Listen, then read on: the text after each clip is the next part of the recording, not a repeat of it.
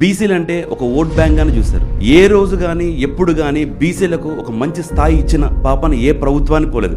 కానీ మన జగనన్న, మన వైఎస్ఆర్ కాంగ్రెస్ పార్టీనే బీసీలు ఒక వెన్నుముక్క లాంటి వాళ్ళని చెప్పి 56 కార్పొరేషన్లు తయారు చేసి, దానికి 56 చైర్మన్లు తయారు చేసి 612 మంది డైరెక్టర్లను నియమించి, అందులో భాగంగా 32 మంది బీసీ ఎమ్మెల్యేలను చేసి 11 మంది బీసీ మంత్రులను చేసి బీసీ డిక్లరేషన్ ఇచ్చిన ఏకైక వ్యక్తి మన వైఎస్ జగన్మోహన్ రెడ్డి గారు. ఒక బీసీ, ఎస్సీ, ఎస్టీ మైనారిటీలకే పెద్దపీట వేయాలనేసి ఏ పదవులు చూసుకున్నా మొట్టమొదటిగా జగనన్న గుర్తుకొచ్చేది ఒక బీసీ, ఎస్టీ మైనారిటీలే. కేబినెట్ లో 60% బీసీలకు, ఎస్సీలకు, ఎస్టీలకు, మైనారిటీ వర్గాలకు మంత్రి మండలిలో స్థానాలు ఇవ్వడం ఇంతవరకు ఎప్పుడూ జరగని విధానం. 5 మందిలో 4 డిప్యూటీ సీఎం పోస్టం చేసిన పరిస్థితులు కూడా ఎప్పుడు కనివిని ఎరగని పరిస్థితులే. కీలకమైన మంత్రివర్గ శాఖలు హోం అయితేనేమి, ఇరిగేషన్ అయితేనేమి, రెవెన్యూ అయితేనేమి, ఎడ్యుకేషన్ అయితేనేమి, ఎక్సైజ్ అయితేనేమి, ఇటువంటి కీలక శాఖలన్నీ కూడా ఇటువంటి వర్గాలకు ఇవ్వడం కూడా ఎప్పుడు కూడా కని విని ఎరగని పరిస్థితి అని చెప్పి నేను ఇవాళ